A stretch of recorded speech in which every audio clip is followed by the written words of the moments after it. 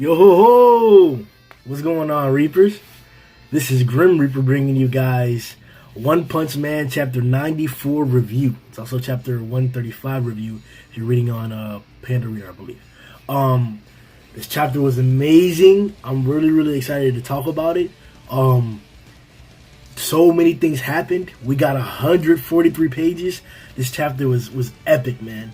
We're gonna start off today with reading last stream's reaping question, the answers to it, the people who replied to it, and we picked the top three. And the question was, which non-S rank hero did the best? And on YouTube, or from the comment section, we actually had Diamond Jirachi, who chose a My Mask, and he said because he is as strong as an S-class hero, if you don't count him, then Iain, as he's easily managed to get the highest score against Rhino Wrestler. And then Pastry Store also commented that he thinks Iain did the best. He says basically he can finish that Rhino Wrestler if he's not too stubborn in wanting to cut off the Rhino's horn. Also, one-shotter if he aims at Rhino's heart, not his head.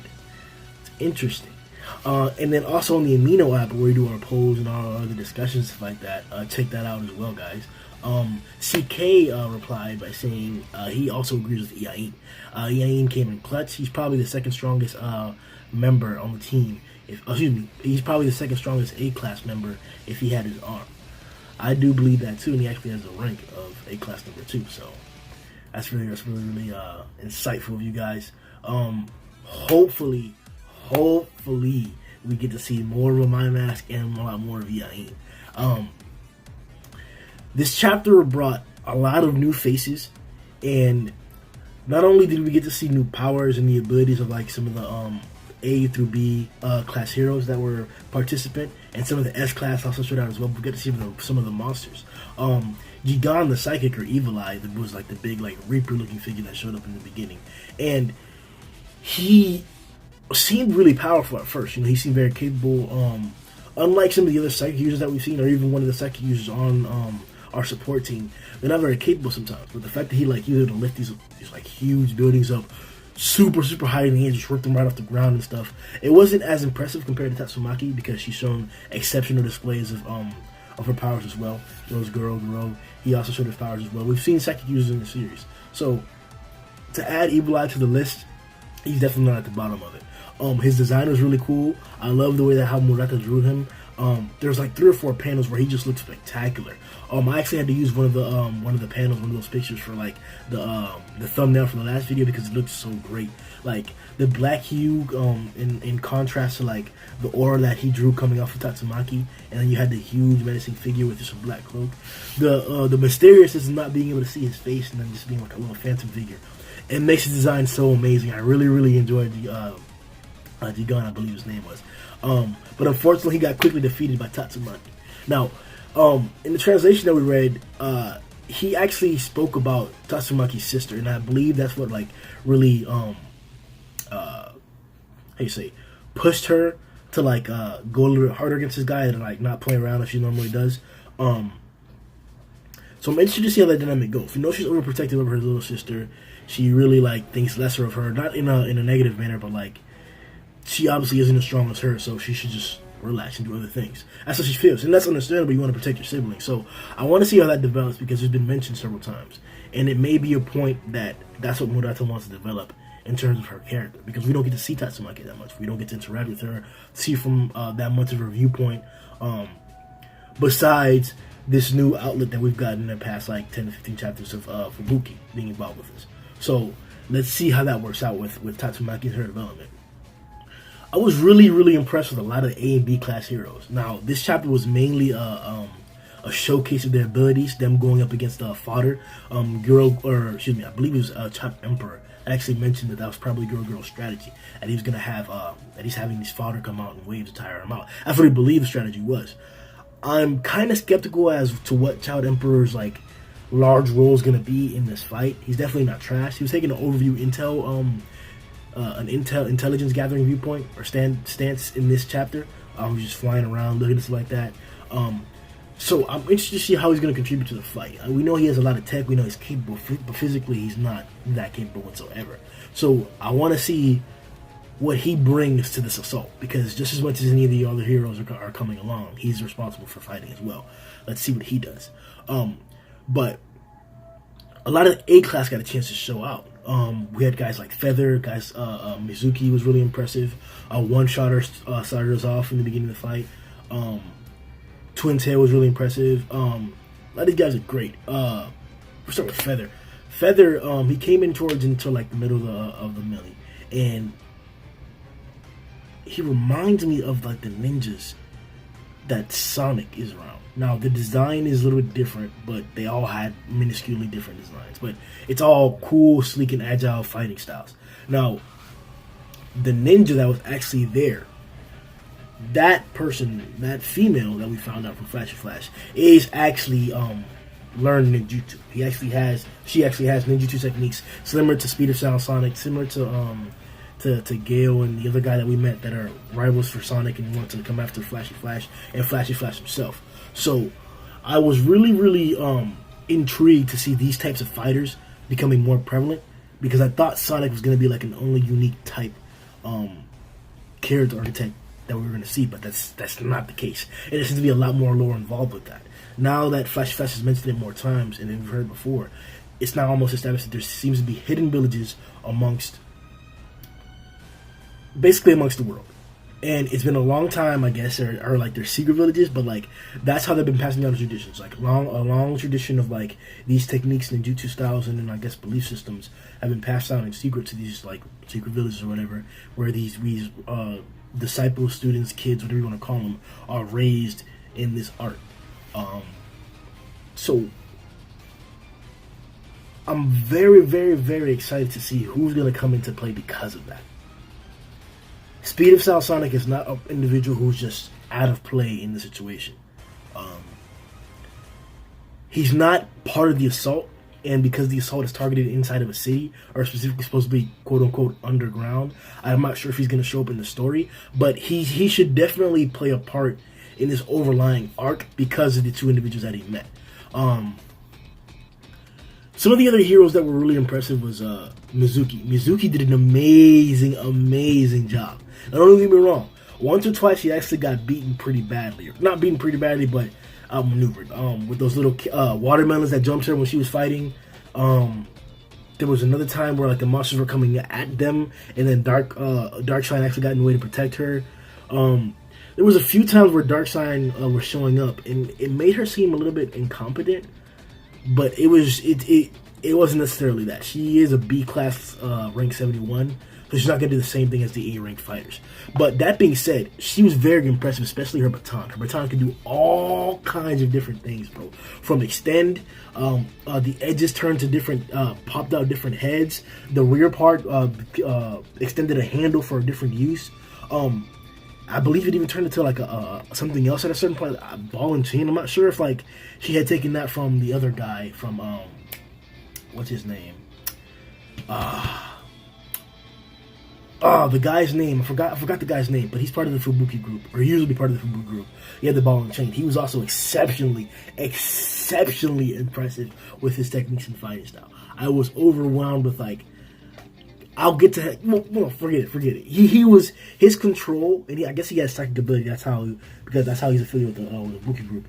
His control over his like ball and chain was incredible, bro. Like controlling different trajectories, hitting different guys, and then using that to like change directions. And then like I believe once or twice he actually used the trajectory of the ball and chain to like make him like jump up or some shit like that. He was very impressive with the control, and even up until the point where he fought Rhino Wrestler, he was very effective. Very effective. I was very proud of him. Mizuki is very impressive as well. I'm excited to see what else she can do. It was pointed out, or she herself said it, that she's really only good at like track stuff, but that turns to be speed, extreme strength, jumping ability, seems like durability as well, fighting capabilities. It produced a lot, so I want to see what else that athletic capability can produce, because we're seeing her exact pinnacle. We don't get to see that often. We get it, for example, with Genos, where he's a cyborg, and we see other cyborgs that are similar to him, but maybe superior. In the beginning of the storyline, especially when the alien invasion happened, we got to meet Metal Knight and uh, the other cyborg. I forgot his name, but I'll point him out later. They're superior in an extent, it seems, to Genos. So I'm interested to see if Dark Shine is going to be the same concept as that for Mizuki, because he's presenting it. She even called him a senpai in the translation that we read. So what else is going to occur? Twin Tail was another impressive A-class fighter. This guy actually started off the melee. He actually attacked the monsters when they were coming. Powerful. Juggling balls, coming down, taking out monsters with slashes and stuff like that. He had knives. A juggling technique. It seems like he's in that profession. I'm wondering what other types of like heroes we're gonna see affiliated with like professions and stuff, because we see it all the time. We see these heroes that have like certain tasks, or their costumes are built for like what they do and stuff like that. You know, traits like that one of the draws are usually inherent in those characters. So I'm interested to see what else this clown can do. Is he gonna like scare the fuck out of somebody? They have petrifying powers and shit like that. Like what else can he do besides like extreme juggling and like entertainment techniques that are also deadly? One Shotter was an exceptionally impressive guy, bro. This guy, so I want to point out, one of the monsters was a sniper, and it seemed like he was a very impressive sniper as well, because he was all suited up and stuff. But he had one big eye, so I guess it's like extra suited for sniping, whatever, however you want to call it. So he's got this badass gun that has teeth on it. So the gun seems monstrified, like it was somehow put through the monstrification process, and he just like blasts the shit. And when he shoots it off, it looks big. Muneka does it wasn't a huge panel, but it was a really well drawn panel to display like the intensity of like the bullet. It wasn't, I don't even know if it was a bullet. It was like fucking like, it was a super bullet, bro. It had like a jet stream coming behind it. Well, One Shotter from the ground popped one right back through it. It popped through the shot and then popped through the sniper lanes and killed the guy. Amazing job. And then usually in the real world, snipers are disadvantaged when it comes to close range combat. That's why they always have spotters or a different teammate around them, and they're most effective at long range. That's where the sniper gun is, but not with One Shotter. This guy is capable even in close range combat. He was able to fight off a bunch of monsters that surrounded him when after he started firing off, take off that guy. But it was funny. We had a little little funny trope from the character. I guess his gun jams often, or enough that it worries him, and he had to run behind Pooty, I believe, in order to after the initial assault when he was doing his stuff. So where it's not all, you know, super powered strong guys at the time. It's pretty funny. Super Alloy. Now, when Tatsumaki was fucking with Yagan in the beginning, Evil Eye, he dropped the buildings on them. And Tatsumaki was able to defend or protect herself, quote unquote, but she inadvertently protected the entire group using a barrier when he dropped that building on top of them. And the pieces that like couldn't get through the barrier fell to the side, and after the barrier came down, the rest fell, and a lot of them fell on the heroes. The executive that's with us currently, that has the like robotic guy, I forgot his name as well. He actually was complaining that Tatsumaki had to protect them, and some of the other weaker heroes were doing that as well. And then she mentioned that if you're not strong enough to protect yourself, why are you here? Just a burden. Pooty came in and protected them. But Dark Shine took a huge ass boulder straight to the head. Didn't flinch that a single thing happened to him. It reminded me a lot of Saitama and Watchdog, how their expressions don't change. Now, obviously, he doesn't look exactly like them. He doesn't have that similar facial design that like plain look, it doesn't change. But it's still unique in its own. He's always smiling in the same demeanor. So I'm interested to see what his limit is and how crazy he can get, because he seems like to be one of those huge pinnacles, man. I believe he's the guardian of the Hero Association, so this guy has to be crazy. He's shown it. I'm really excited to see more of Dark Shine. At first, he didn't interest me as much as in a character, but I'm getting there. I'm really close to getting there.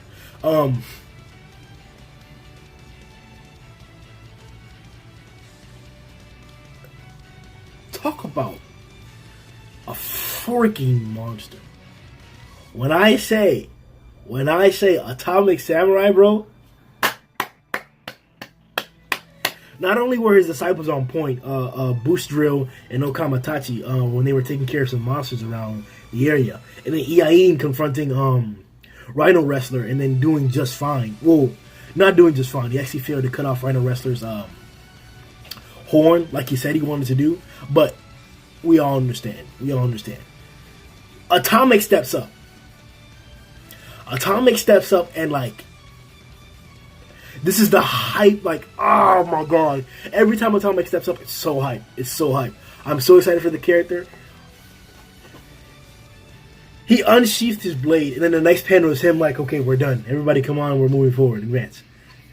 Like, what? We don't even get to see a panel of him like cutting him or anything like that. But he sliced him like 1,000 times, bro. Cut his horn off and the rest of his shit. It was amazing, amazingly drawn, and we actually get to see the panel of him into 1,000 pieces, and then a bunch of the horde of monsters attack Atomic again, and then he slices them all up in the same exact manner, like nothing. Amazingly drawn panels that are great to the fucking chapter. They made a chapter. Flash comes in immediately after that and does an amazing speed display. These S-Class heroes are extremely exciting.